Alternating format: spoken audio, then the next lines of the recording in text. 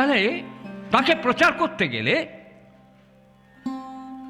শুধু মুখে প্রচার করলে হবে না, তাহলে কথায় কথায় ওরা কথা দিয়ে তোমার কথা বলে, কথার মালা গাঁথে কেবল দলের পরে দলে, কথা ছেড়ে বাজাই তোমার সুর, সে সুরে আজ সবাই মেলে নিকট হতে দূর।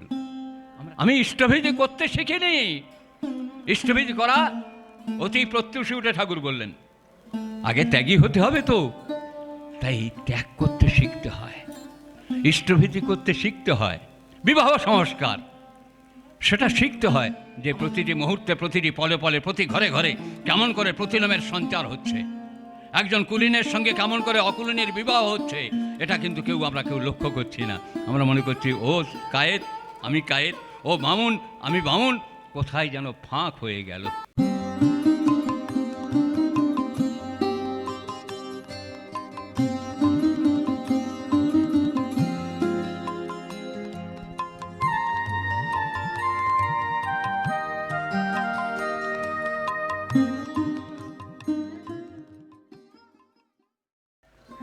এই অধিবেশন কেন্দ্রের সেক্রেটারি দীপক রুদ্র, শ্রদ্ধেয় অমলেন্দু চট্টোপাধ্যায় এবং আপনারা এই দমদম এলাকার প্রতি প্রত্যেকটা কর্মীবৃন্দ, তাঁরা যে মহতি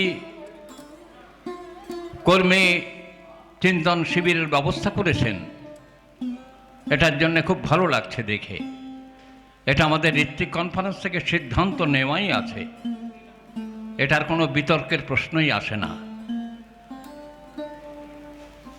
এখানে সাবজেক্টগুলো ভারী সুন্দর করে সাজানো আছে, সৎসঙ্গ, দীক্ষা, বিবাহ সংস্কার, দশবিধ সংস্কার, ঋত্বিক আন্দোলন ইত্যাদি সাবজেক্টগুলো বেশ সুন্দর করে সাজানো আছে।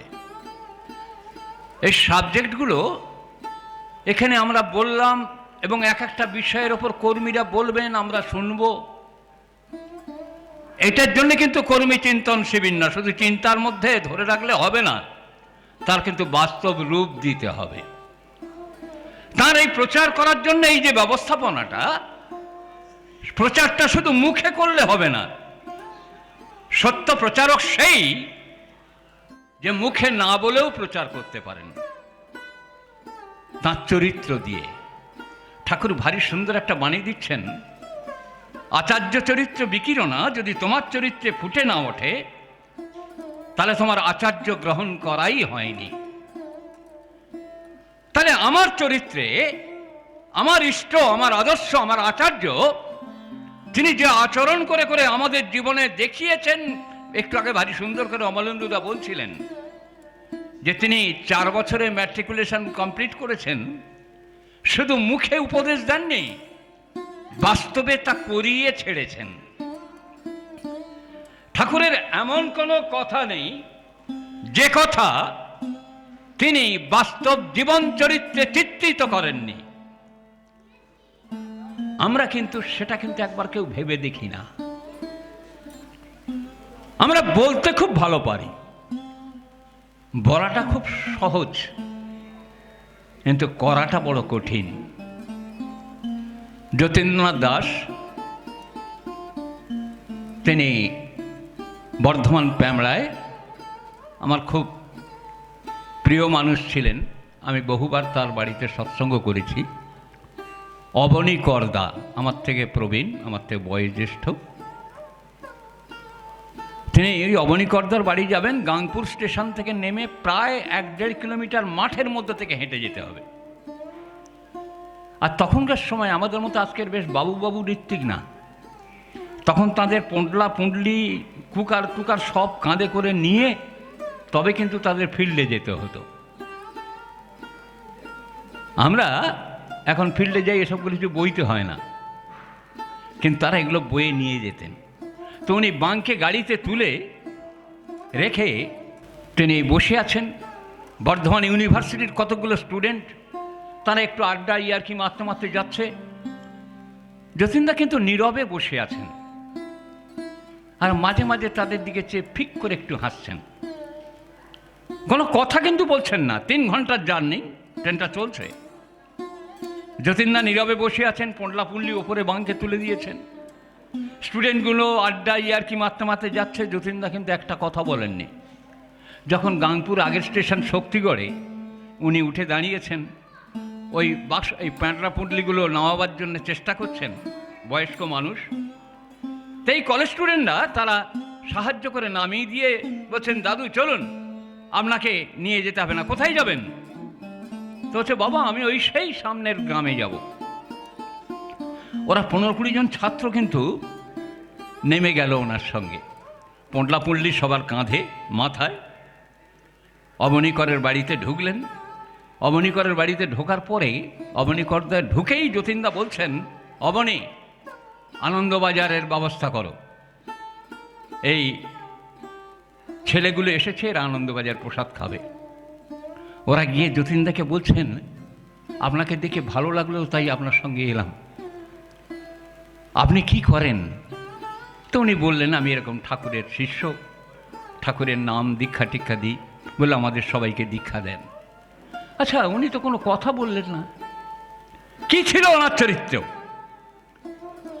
ঠাকুর কি বলছেন? আচার্য চরিত্র বিকিরণা, যদি তোমার চরিত্রে বিকিরিত না হয় তোমার তাহলে আচার্য গ্রহণ করা হয়নি। তাহলে তাকে প্রচার করতে গেলে শুধু মুখে প্রচার করলে হবে না, হিস্ট্রি বললে হবে না। 38 সালে ঋত্বিক আন্দোলন আরম্ভ হয়েছিল, অমুক হয়েছিল, তুমুক হয়েছিল, এগুলো সব বইয়ে লেখা আছে। আমি কি করলাম? আমার জীবনচর্যায় কোন মানুষটাকে উন্নীত করে তুলতে পারলাম? আমার চলন বলন কথন বিন্যাসের মধ্যে কতগুলো মানুষ জাগ্রত হলো। শুধু ত্রিপুরা থেকে সজল, নেপালেরা এসেছে, মেদিনীপুর, হাওড়া, হুগলি, বর্ধমান, বিভিন্ন জেলা থেকে এই আপনারা ভক্ত কর্মী মণ্ডলী এখানে উপস্থিত হয়েছেন। কেন এসছেন? কিছু নিয়ে যাবেন বলে,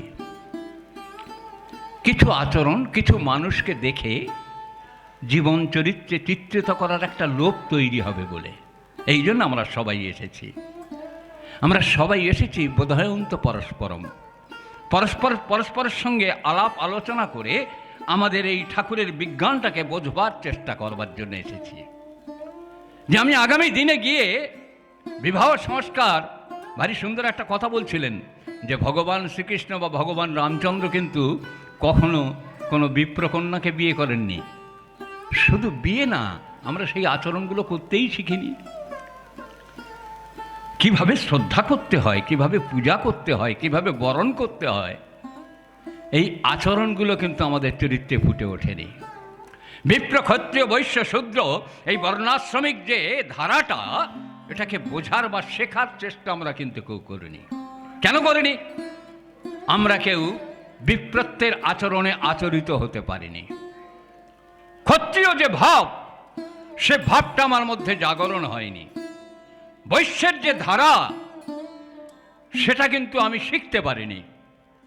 এই প্রত্যেকের আচার আচরণগুলো আমার চরিত্রে বিকৃত হয়নি বলেই কিন্তু আমরা বুঝে উঠতে পারিনি। ঋষি ব্রাহ্মণ ঢুকছে, মহারাজ শ্রীরামচন্দ্র উঠে দাঁড়িয়ে হাত জোড়ো করে দাঁড়িয়ে আছেন।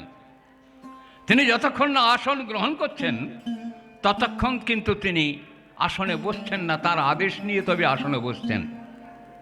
বুঝাচ্ছেন ট্রেনিংটা কারে বলে, বর্ণাশ্রম ধর্ম কারে বলে, কেমন করে বর্ণাশ্রম আলোচনা করতে হয়, কেমন করে প্রতিষ্ঠা করতে হয়, সেটা কিন্তু আমরা শিখতে পারিনি। আমরা এখন উঠে দাঁড়াতেই শিখলাম না, সিনিয়রকে দেখে মর্যাদা দিতে শিখলাম না, বরণ করতে শিখলাম না। তাহলে আমরা কি করব? আমাদের জীবনে কি হবে? ঠাকুর বলছেন সত্য প্রচারক সেই যে সত্যের বিষয় চিন্তা করে, সত্যের বিষয় বলে, সৎকেই উপস্থাপনা করে। তাহলে আমি প্রচার করলাম, আমার চরিত্র দিয়ে আমি প্রচার করতে পারলাম তো, আমাকে আমি উপস্থাপনা করতে পারলাম তো। আপনারা যারা এসেছেন, আমরা যারা এখানে এসেছি, প্রত্যেকে কিন্তু ওই চরিত্র তৈরি করার জন্য এসেছি। কী করে চরিত্র তৈরি হবে? ঠাকুর তাঁর ঋত্বিক আন্দোলন বড় মহতী আন্দোলন, বুঝলেন। এই ঋত্বিক আন্দোলনের প্রথম ঋত্বিক করলেন।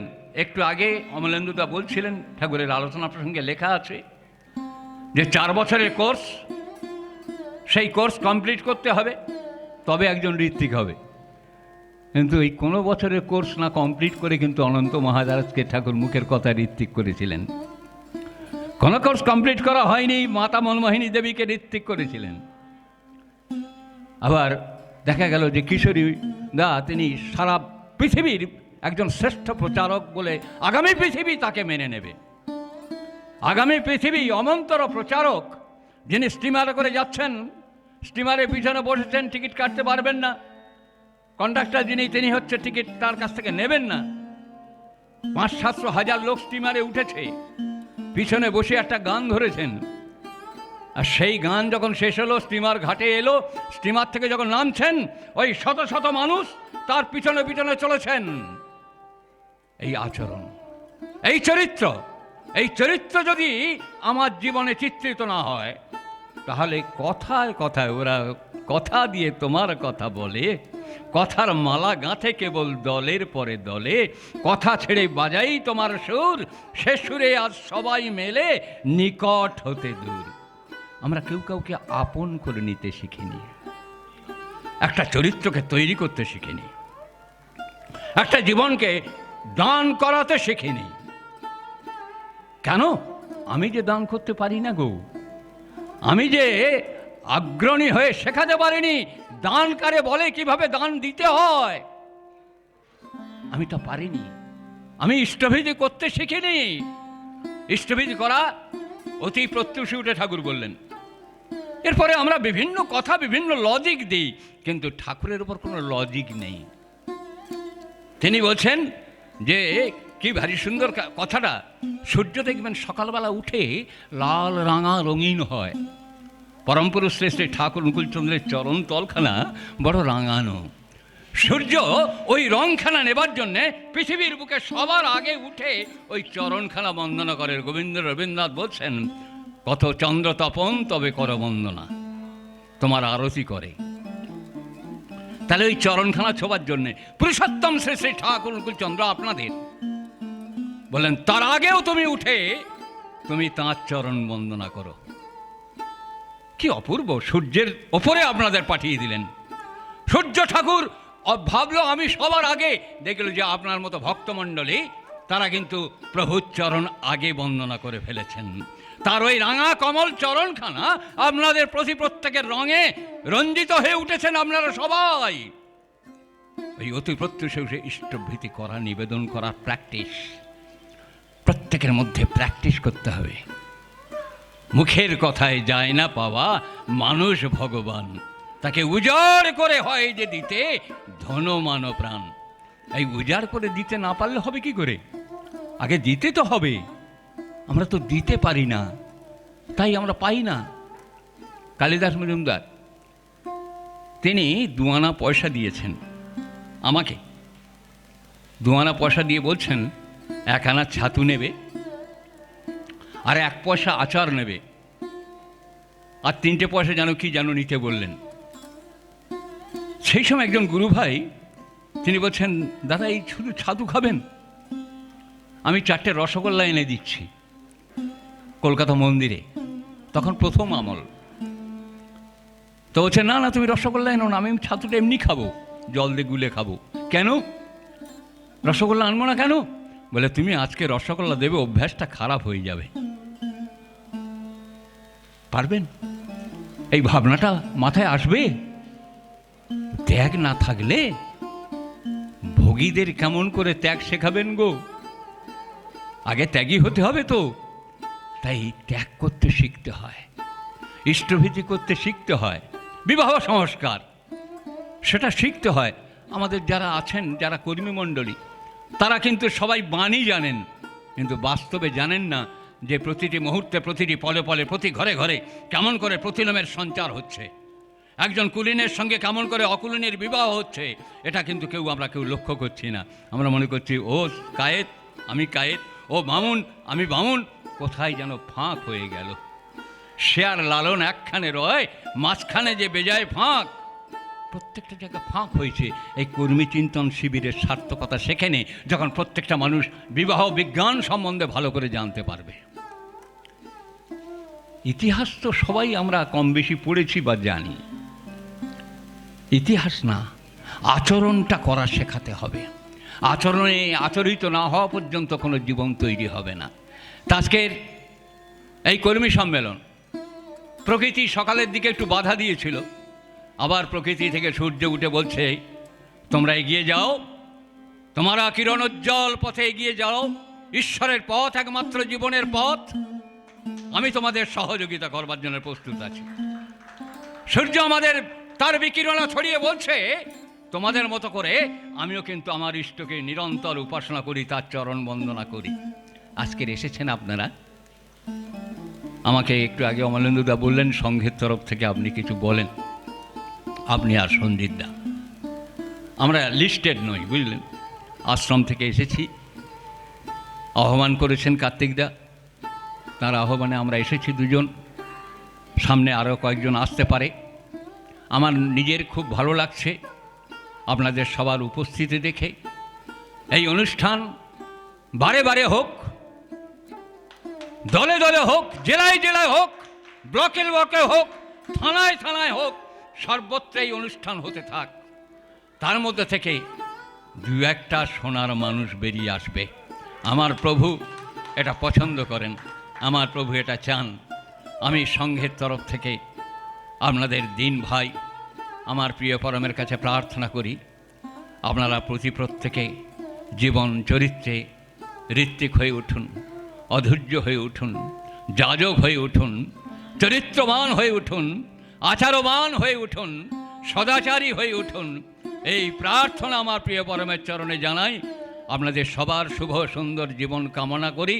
এই সভায় উপস্থিত আছেন আমার শ্রদ্ধেয় সঞ্জিতদা, তিনি 90-এর ঘরের দিকে এগিয়ে চলেছেন, মরণের পথ থেকে জীবনে আবার এসে দাঁড়িয়েছেন।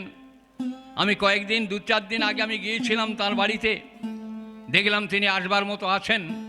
আমি বললাম আপনি আসেন, আমিও থাকব।